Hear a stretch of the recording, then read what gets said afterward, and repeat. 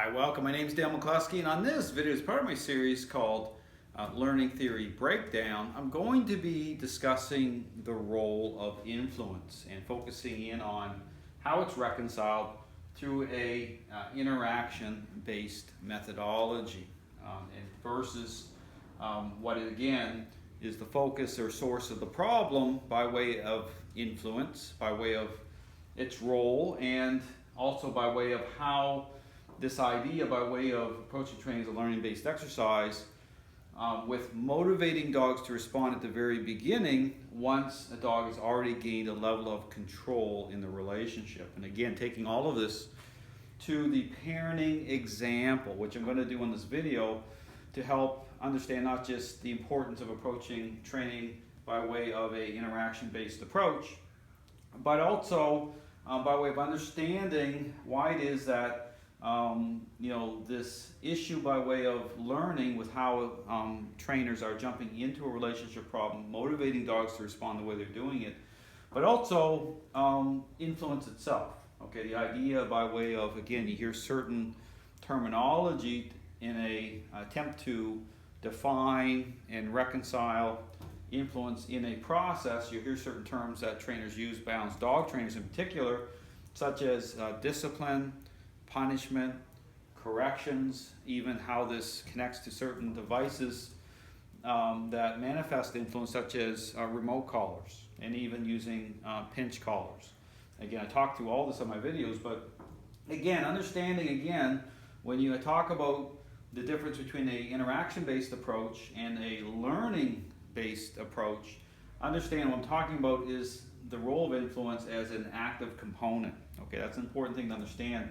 And how that plays off of, again, you're looking at the parenting example once you're dealing with a relationship problem with an already selfish child, because understand that this lines up almost exactly in terms of dogs as social animals and how influence the role it plays by way of a process. Okay, think of, again, the parenting example once you already are dealing with a relationship problem with an already selfish child and a type of intervention situation. Okay, advocating, getting the parent to align themselves with the right parenting style. All the experts agree upon is the authoritative parenting style.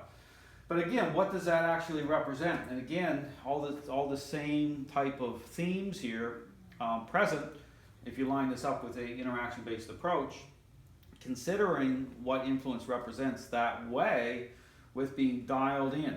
Okay, I talk about being dialed in, but proactive. Okay, being proactive with understanding where you're at in terms of dealing with a relationship problem. Because understand that makes all the difference in the world by way, again, of the role of influence, by way of, again, of specific interactions that, say, in terms of my parent example, that the child is going to come into agreement with. Okay, being dialed in, being invested. And again, how I describe this, once you understand you're dealing with a relationship problem, the moment that you wake up in the morning, your feet hit the floor before you even get a shower, okay, you're dialed in differently. Okay, you're being proactive in dealing with a problem. Okay, and again, how that kind of takes on the form of a process, but even in terms of the child themselves, with perhaps having to ground them, okay, having to limit their interactions, because you already know that their motives are different, their perceptions have changed, and so that's a problem now, because again, they're focused on themselves a certain way. And so again, when I line this stuff up, I talk about, okay, even in terms of influence, and how that connects with certain tools, such as, say, the crate, okay, and a structure, okay, to advocate, okay, you're in a situation where you need to, again, look at the process itself and how that represents or how that's reflected into, starting to advocate control, because again, the same type of thing is once a dog has gained a level of control, okay, they have a different way of thinking, perceiving, okay? They're gaining comfort by way of fulfillment by way of certain interactions, okay? Everything changes, okay? So, but again, in terms of change itself, okay, in terms of influence now being part of an active ingredient, an active component, okay, versus, okay, moving over here, non-active, okay, in terms of the specific process itself, okay, what's being advocated in terms of learning with motivating, okay, understand, motivating, using motivators to generate a response. Okay, so understand that it shifts, it changes the whole dynamic here, because just like, again, and think of the themes here in terms of, bribery, accommodation, negotiation, those things we talked about in the other videos. But again, once, again, what changes everything, once, say, a child's already selfish, okay, it changes how you're applying that idea that way and the outcome of that. Okay, so here the difference is, same thing, all these themes throughout.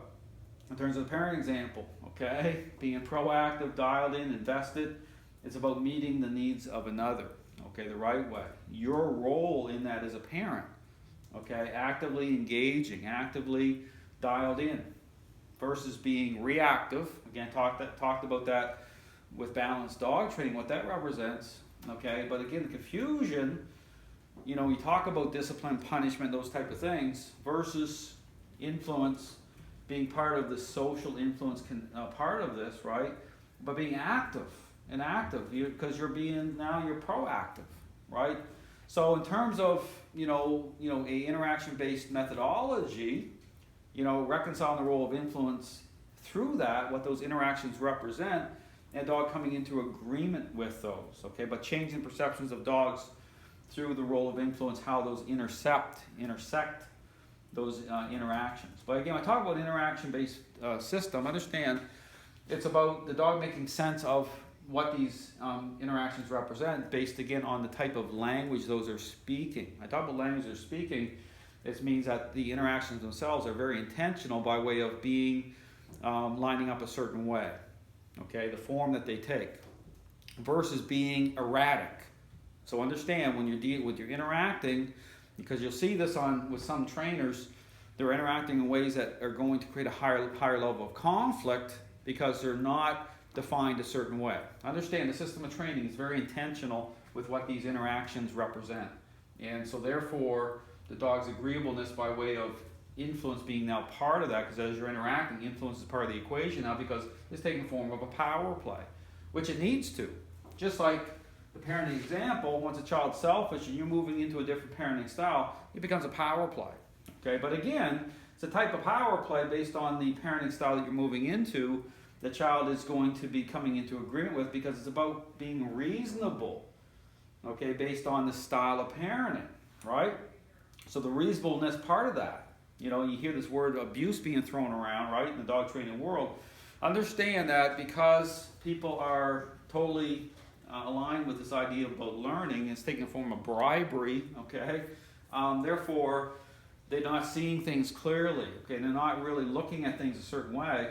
So when I talk about this, based again on the type of interactions that this system represents, following, aligning with the authoritative parenting style, it's all about the reasonableness of what you're doing. So even as I'm doing this, understand, when you see me moving certain ways, I am accommodating the dog and keeping the level of conflict down, because it's not about doing certain things that are over the top to enter into conflict that way. So you don't see me pinning dogs, alpha rolling dogs that way, okay? It's about technique and method.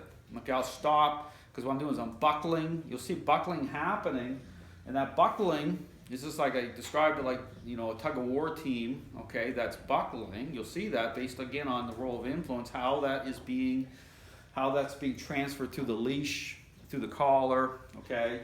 Because it's about agreeableness. But you're always taking, because it is a power play, okay? But it's a type of power play that's reasonable in the sense of what you're doing.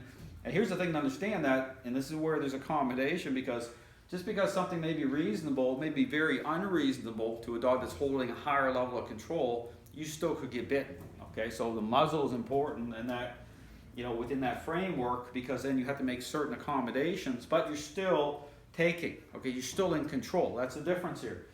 So again, understand, it's all about the dog being motivated now to come into agreement with. So the whole context of motivators, it takes on different meaning, because you're taking the form of an interaction-based approach. So again, all these themes are here, and again, this is why I encourage people to think about the parenting example as a way to reconcile the role of influence, but it has to be an active component. That's the difference between this system and this learning, the way that's being marketed, it's non-active, but again, understand that when I talk about active, non-active, okay, the focus on a process, on this, idea, how it's applied that way, what it means for individuals. Okay, I'll talk about this more in depth in another video, because then you get into this issue about, how it is that some people are successful, like myself. I could be successful with, working within the framework of this idea, using treats, motivate, and still come out on the other side of things in pretty good shape. But again, a lot of the people are coming to me, okay, are not going to be so fortunate. But here's the problem, because people are focused a certain way on this idea, on responses that way. Trainers won't even have a sense of who's failing and who's not. Okay, and again, this is for another conversation. But a way to avoid all the problems in the first place is to come into agreement with, align yourself with an interaction-based process. That's the way to avoid all the problems, because there's so much here that will take people's legs out, and dogs, again, the out is dogs still get the blame. Okay, so again, years ago I asked all the questions that need to be asked. These dynamics in play here, understanding the problems, how it's related to a lot of people, okay, with outcomes. But again, the way to avoid all the issues is an interaction-based approach. So hopefully this video is helpful to understand the role of influence. It is needed. It needs to be a power play. It's an active component here, based again what these interactions represent. But again, looking at the parenting example as a reference point is a way to establish a foundation of understanding as to why learning is a problem by way of its application. Thanks for watching.